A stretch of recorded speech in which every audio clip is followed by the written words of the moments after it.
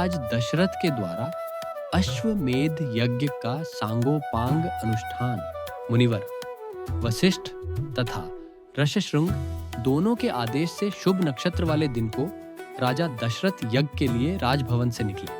तत्पश्चात वशिष्ठ आदि सभी श्रेष्ठ द्विजों ने यज्ञ मंडप में जाकर ऋष्यशृंग को आगे करके शास्त्रोक्त विधि के अनुसार यज्ञ कर्म का आरंभ किया। पत्नियों सहित श्रीमान अवधनरेश ने यज्ञ की दीक्षा ली।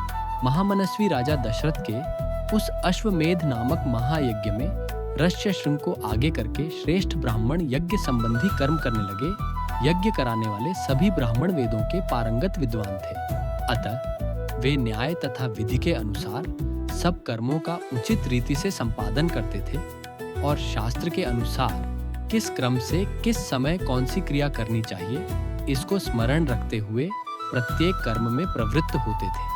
ब्राह्मणों ने प्रवर्ग्य का शास्त्र के अनुसार संपादन करके उपसद नामक इष्टि विशेष का भी शास्त्र के अनुसार ही अनुष्ठान किया। तत्पश्चात शास्त्रीय उपदेश से अधिक जो अतिदेशत प्राप्त कर्म है उस सब का भी विधिवत संपादन किया। उस यज्ञ में प्रतिदिन ब्राह्मण भोजन करते थे, तापस और श्रमण भी भोजन करते थे, बूढ़े, रोगी, स्त्रियां तथा बच्चे भी यथेष्ट भोजन पाते थे। भोजन इतना स्वादिष्ट होता था कि निरंतर खाते रहने पर भी किसी का मन नहीं भरता था। अन्न दो, नाना प्रकार के वस्त्र दो। अधिकारियों की ऐसी आज्ञा पाकर कार्यकर्ता लोग बारंबार वैसा ही करते थे। वहां प्रतिदिन विधिवत पके हुए अन्न के बहुत से पर्वतों जैसे ढेर दिखाई देते थे। महामनस्वी राजा दशरथ के उस यज्ञ में नाना देशों से आए हुए स्त्री पुरुष अन्नपान द्वारा भली भांति तृप्त किए गए थे। राज सिंह महाराज दशरथ के यज्ञ में चयन द्वारा संपादित अग्नि की कर्मकांड कुशल ब्राह्मणों द्वारा शास्त्र विधि के अनुसार स्थापना की गई। उस अग्नि की आकृति दोनों पंख और पुच्छ फैलाकर नीचे देखते हुए पूर्वाभिमुख खड़े हुए गरुड़ की सी प्रतीत होती थी।